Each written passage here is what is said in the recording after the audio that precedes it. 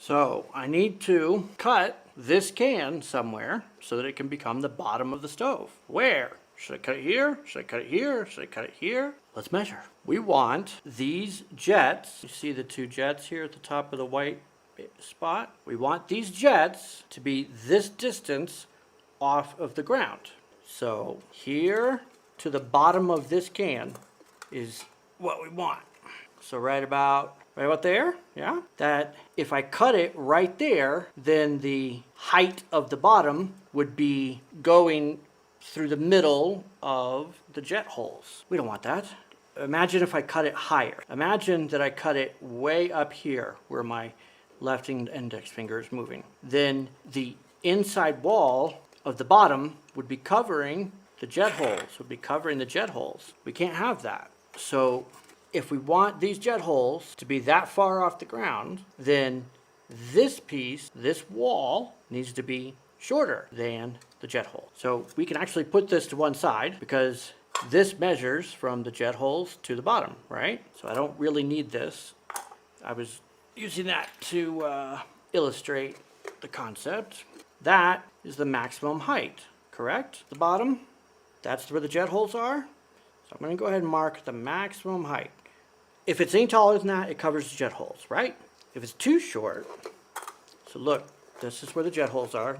And the way these two pieces come together is we're going to stuff one side into the other side. So there has to be overlap between the walls. So imagine if I cut it right here where the silver part is. That would be silly, right? Because there'd be no overlap between the top part and the bottom part. So there needs to be some amount of overlap. How much? It needs to be enough, but not too much. And that's really sufficient, to be honest. The more overlap, the stronger the connection between the two pieces, because what's keeping them together is friction, right? So if there's only a little tiny overlap, it only takes a little bit of friction to pull them apart. If there's a lot of overlap, it takes a lot more friction to pull them apart, which is great. Except you also have to construct it. You have to put one side inside the other. And these cans are manufactured to be the same size. So this bottom, when we create it, is going to have the same diameter as this top. And we're going to try and put one inside the other. What? That doesn't work. You literally can't do that without a modification. We'll talk about later. So the more overlap in the completed stove, the better, then the stronger the connection. But to construct it, to put them together, the more overlap, the more friction there is when you're trying to cram them together, and that gives you more risk of something going wrong, specifically the aluminum crimping, permanently deforming. And sometimes, no big deal. Sometimes that is a catastrophic failure. You would have to remake at least that part of the stove. So you don't necessarily want to make it as tall as possible, but you definitely don't want it too short. There's no right answer. In addition to these holes where the alcohol comes out, it is likely that I will create some more holes lower down,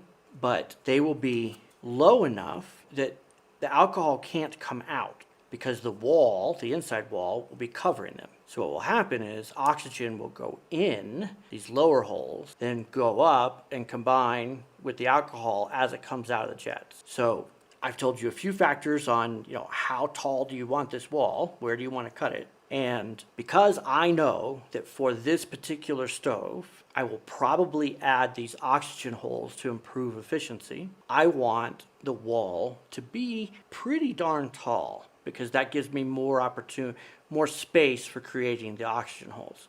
Now, why have I not put the holes in there already?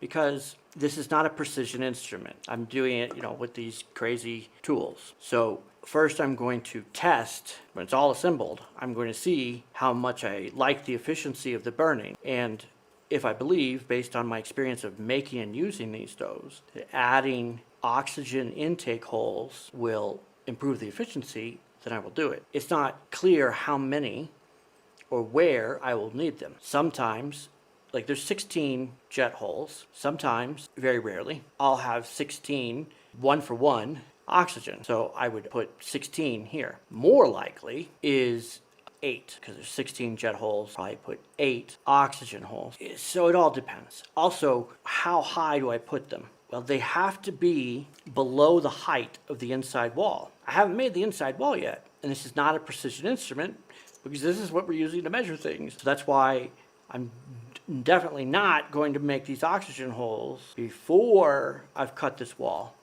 Even though right now, when I try and make, remember before when I punctured it, it was pretty easy. But look, right now, if I push on this, it deforms very easily, which means every time I try and puncture it, there's a risk that I'm going to crimp this piece, that crimp would be catastrophic, and I would have to do this piece all over again, especially after that scoring. Do you really think I want to do that all over again? Hell no. All right, next step will be score this all the way around.